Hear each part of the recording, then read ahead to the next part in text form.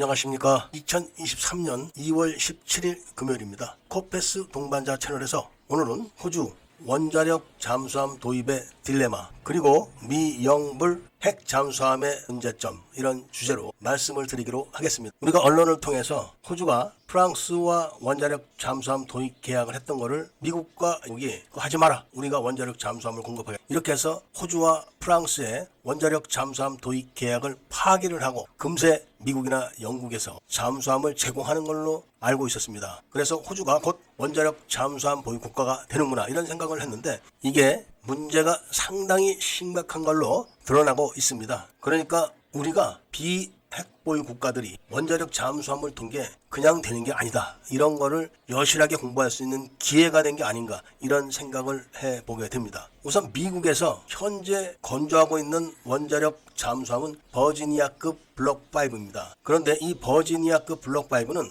호주 해군이 운영할 수가 없는 그런 거대한 잠수함이기 때문에 미국서 호주에 제공을 할 수가 없고, 또 호주도 이걸 받아서 운영을 할 수가 없는 그런 잠수함입니다. 미국은 호주가 운영할 만한 원자력 잠수함은 버지니아급 블록 7이다, 이런 이야기를 합니다. 그런데 버지니아급 블록 5를 지금 건조하고 있는데 블록 6, 또 블록 7은 개발 계획만 잡혀있고, 그것이 또 계획이 확정돼가지고 의회로 넘어가서 예산이 승인나서 건조가 되는 과정까지 많은 시간이 소요됩니다. 그런데다가 함선과 달리 원자력 잠수함을 외국에다 하청을 줘서 생산할 수도 없습니다. 미국에서 건조를 해야 되는데 원자력 잠수함을 건조하는 도크가 그렇게 많지도 않고, 의회에서 예산 승인이 떨어져야지만 건조가 되는 과정이 있어서 쉽지가 않다고 합니다. 그러니까 일단 버지니아급 블록 7이 나올 때까지 기다려야 되는데, 그동안 그럼 영국은 아스티트급을 호주에 공급하기로 했는데, 문제는 영국의 아스티트급 원자로가 건조 계획이 지금 끝났다는 겁니다. 그리고 현재 건조 중인 원자로는 드레드노트급이라는 원자력 잠수함에 들어가는 원자로인데, 이것이 끝나야지만 바로 아스티트 원자로를 건설할 수 있다고 합니다. 이 시간도 짧지가 않고 딱 언제다 이렇게까지 단정치 못할 정도 시간이 많이 소요된다고 합니다. 그렇기 때문에 미군이나 영국군에서 호주군이 원자력 잠수함 운영에 대한 노하우를 먼저 습득하게 하기 위해서 미 해군이나 영국 해군의 원자력 잠수함이 주둔을 하는 방법을 강구를 하고 있는데, 문제는 호주가 원자력 잠수함을 주둔시킬 만한 잠수함 기지가 없다는 데 있다는 겁니다. 일단 재래식 잠수함 기지를 가지고 원자력 잠수함 운영을 할 수가 없다는 겁니다. 운영하는 차원이 다르고 무장이 다르기 때문에 기지가 완전히 달라야 된다는 겁니다. 그래서 먼저 원자력 잠수함 기지를 건설해야 되는데, 호주가 또 여기서 시간을 끌고 있는, 계획대로라면은 호주가 원자력 잠수함 기지를 건설해서 미 해군과 영국 해군의 원자력 잠수함이 주둔을 하면서 호주 해군이 거기에 대한 노하우를 전수를 받고 운영에 대한 스타디를 하면서 호주 해군에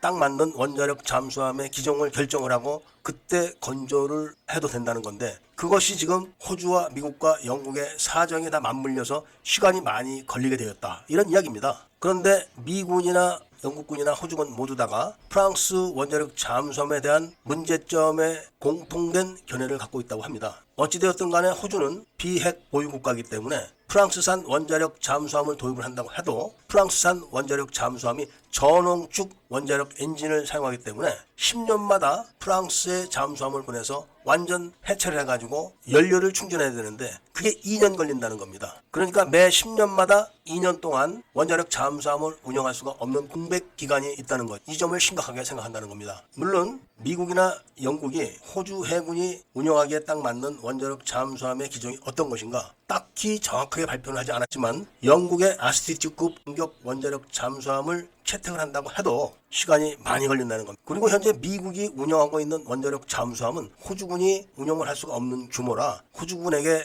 양도를 하거나 매각을 할 수가 없는 그런 규모라고 합니다. 그리고 호주는 이 문제로 인해서 디젤 잠수함도 새로 도입을 못하고 있는데, 이런 공백 기간이 중국에게는 더 도움이 되고 있다는 이상한 분위기가 지금 조성되고 있다는 겁니다. 이 경우를 놓고 우리나라가 원자력 잠수함을 도입하려고 하면은 어떤 문제가 발생할지를 딱 들여다볼 수 있는 그런 기회가 아닐까 합니다. 물론 한국은 비핵 보유 국가로서 미국과 영국이 원자력 잠수함 보유를 허용할 리도 없겠지만, 프랑스의 원자력 잠수함을 도입을 한다고 했을 때 바로 10년 동안 운영을 하고 2년 동안 전력 공백이 있다는 사실에 우리도 한 번 정도는 대책을 세워야 될 것 같습니다. 프랑스 원자력 잠수함은 전홍축 핵 연료를 사용하기 때문에 미국에서 딱히 시비를 걸 소지는 별로 없습니다. 그러니까 6대 이상의 프랑스산 원자력 잠수함을 도입하게 되면은 연료 핵을 교체하는 시기를 잘 조정을 해가지고 전력 공백이 없게끔 할 수도 있을 거로 보고 있습니다. 지금 한국의 입장에서는 프랑스산 전홍축 핵연료를 사용하는 원자력 잠수함 도입이 가장 빠른 길이고 자체적으로 원자력 잠수함을 건조한다. 이런 것은 상당히 어려움을 줄 것이라는 말씀을 드리면서 오늘 이야기를 마치고자 합니다. 애국 시민분들과 밀매분들께서는 구독을 꼭 해주시고 좋아요와 알림 설정을 부탁드리면서 이야기를 들어주신 데 대해서 감사드립니다.